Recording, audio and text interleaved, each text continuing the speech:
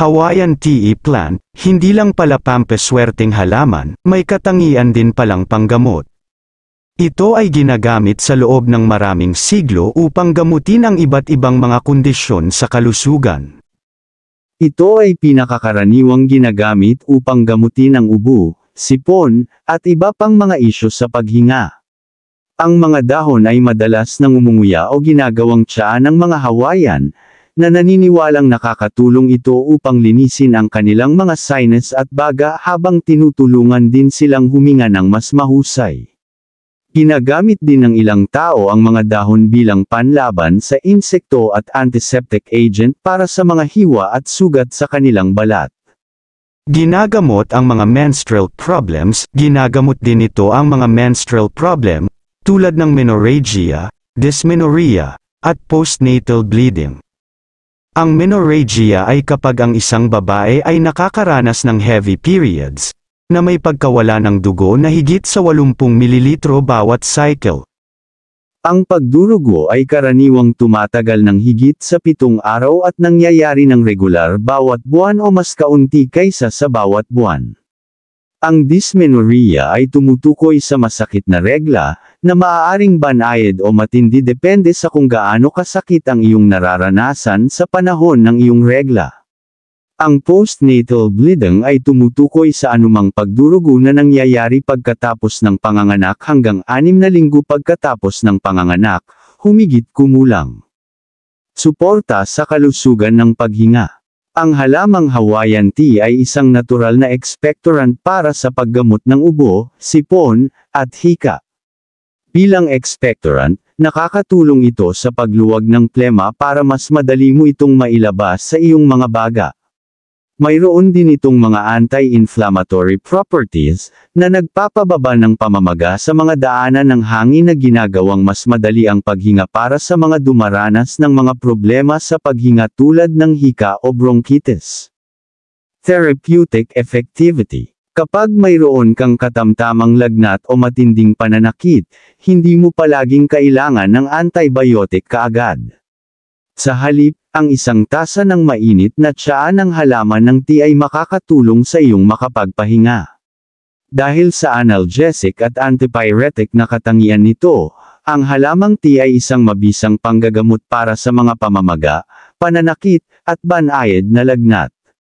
Ang mga daga ay ginamit sa mga pagsusulit upang masuri ang analgesic at antipyretic na katangian ng methanolic extract ng halamang tea. Pinatutunayan ng mga natuklasan ang paggamit ng halamang tea upang gamutin ang banayad na lagnat at katamtamang pananakit, na may mga pagsubok sa hayop na nagpapatunay sa pagiging epektibo nito sa paggamot. Tumutulong na bawasan ang pamamaga, ito ay isang natural na anti-inflammatory at mabisang panggagamot para sa arthritis, gout, at iba pang nagpapaalab na kondisyon. Ito ay ginamit sa tradisyonal na gamot sa loob ng maraming siglo, ito rin ay naipakita na epektibong gamutin ang arthritis, gout, at iba pang nagpapaalab na kondisyon, ito rin ay ipinapakita upang makatulong na mabawasan ang pamamaga ng mga kasukasuan sa pamamagitan ng pagpigil sa prostaglandin synthesis, isang grupo ng mga hormone-like compound na nagpapabilis ng pamamaga. Ayon sa isang artikulo sa ResearchGate, ang halaman ng tea ay nagtataglay ng mga katangiang anti-namumula at antioxidant na nakakatulong na mabawasan ang pamamaga.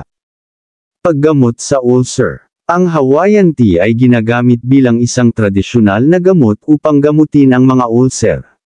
Maaari itong magamit bilang isang tsaa, pantapal at pamahid. Bilang karagdagan, ang Hawaiian tea ay may mga anti-inflammatory properties na maaaring makatulong na mabawasan ang sakit na nauugnay sa mga ulcer at iba pang mga gastrointestinal disorder.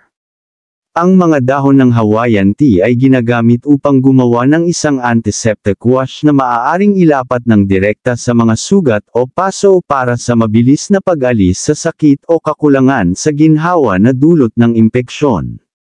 Ang damong ito ay napatunayang mabisa laban sa mga impeksyong bacterial tulad ng Staphylococcus at Streptococcus kapag inilapat ng topically sa mga sugat sa balat na dulot ng mga species ng bakterya na ito, ayon sa pagkakabanggit. Kapaki-pakinabang para sa paggamot ng almoranas. Ginagamit din ito sa paggamot ng almoranas. Ang almoranas ay mga namamagang ugat sa anal canal na maaaring masakit, makati, at hindi komportable. Ang mga ito ay maaaring sanhi ng straining habang dumadaan sa dumi o ng pagbubuntis. Upang gamitin ang Hawaiian tea plant, pakuluan ang 1 tasa ng sariwang dahon na may 2 tasa ng tubig sa loob ng 10 minuto sa mahinang apoy hanggang sa bumaba ang likido ng kalahati at maging syrupy. Salain ng anumang malalaking piraso gamit ang cheesecloth, pagkatapos ay magdagdag ng honey o stevia extract ayon sa panlasa. Uminom ng 2 kutsara ng 3 beses araw-araw hanggang mawala ang mga sintomas.